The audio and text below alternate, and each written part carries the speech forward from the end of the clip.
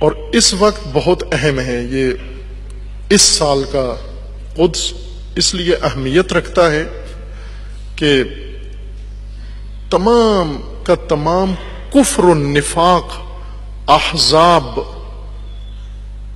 سب کے سب مل کر سامنے آ گئے ہیں۔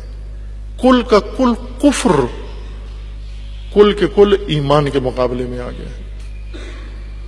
رسول اللہ نے فرمایا تھا بارز الایمان کلہ الا الکفر کلہ۔ اس کو آج دیکھیں، آج کی صورت یہ ہے کہ برز الکفر کلہ الا ایمان کلہ، کل کا کل کفر نکل آیا، بالکل سب کچھ اتار کے ننگے ہو کر، بے شرم ہو کر، بے حیا ہو کر مسلمان ممالک کے نام نہاد حکمران اور کرائے کے فوجیں، کرائے کے حکمران، آل سعود جیسے سیاکار،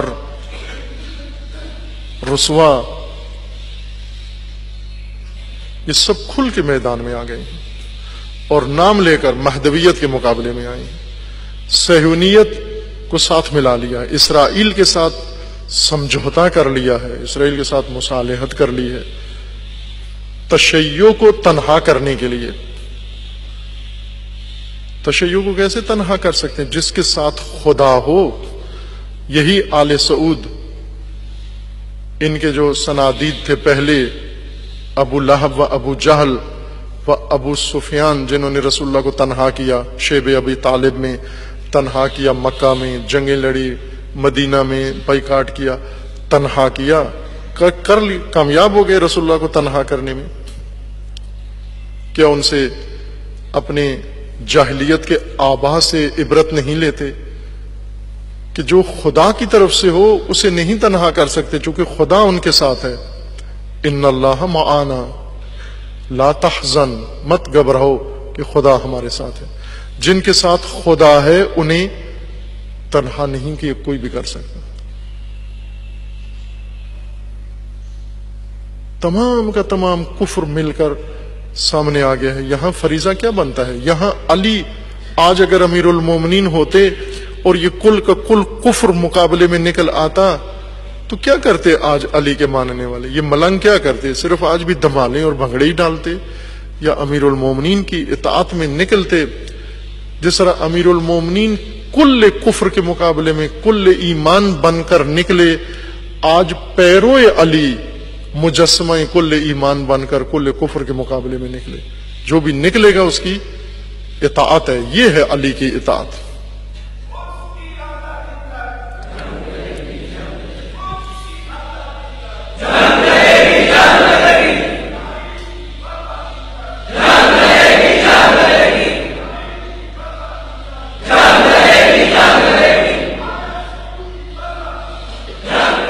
یہ کل کفر جو اکٹھا ہوا، عربی، عبری، غربی،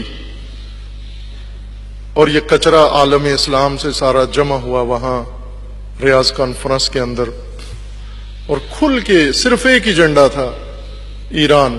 ایران کیوں؟ چونکہ شیعہ ہے۔ ایران کیوں؟ چونکہ مہدویت کو مانتا ہے اور اس کا منشور مہدویت ہے۔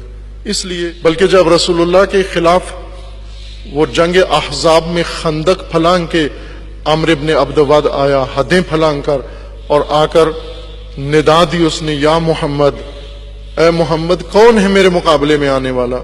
اے محمد کون ہے جنت پہنچانے والا؟ میں اسے جنت پہنچانے آیا ہوں۔ آپ کہتے ہو مر کے مومن جنت جاتا ہے، میں تلوار لے کر، میری تلوار آپ کو جنت پہنچائے گی، کون ہے؟ اور اس وقت رسول اللہ نے غضب کے ساتھ اپنے لشکر کو فرمایا، کون ہے جو اس کتے کی زبان بند کرے؟ یہی الفاظ تھے، کون ہے جو اس کتے کی زبان بند کرے، اس کلب کی زبان بند کرے؟ 3 دفعہ فرمایا، 3 دفعہ امیر المومنین اٹھے، باقی لشکر سارا وہاں بولا نہیں، ساکت رہا، ایسے جیسے سروں پہ پرندے بیٹھ گئے ہیں۔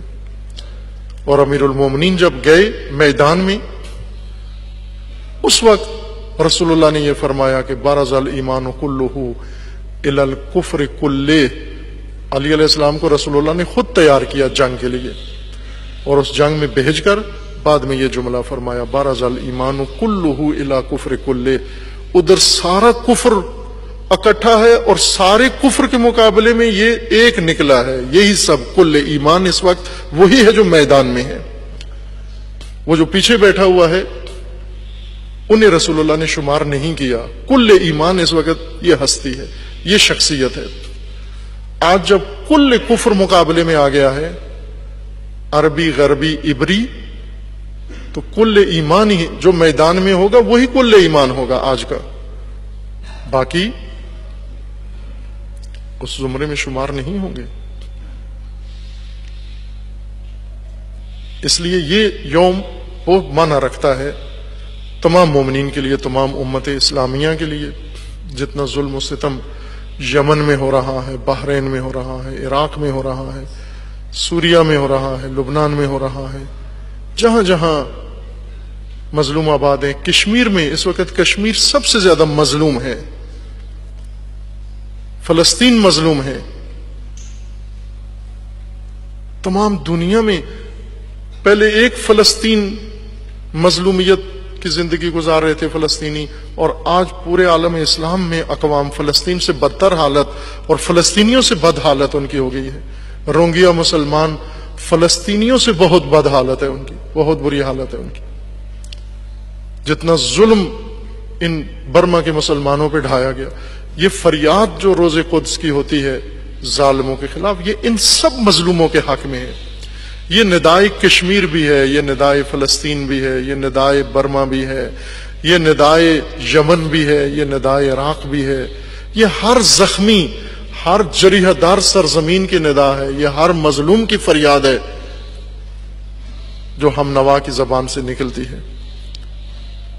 لے کے رہیں گے آزادی، ہم لے کے رہیں گے آزادی، ہم لے کے رہیں گے آزادی، ہم لے کے رہیں گے آزادی، ہم لے کے رہیں گے آزادی۔ آزاد فلسطین، آزاد فلسطین، آزاد فلسطین، آزاد فلسطین۔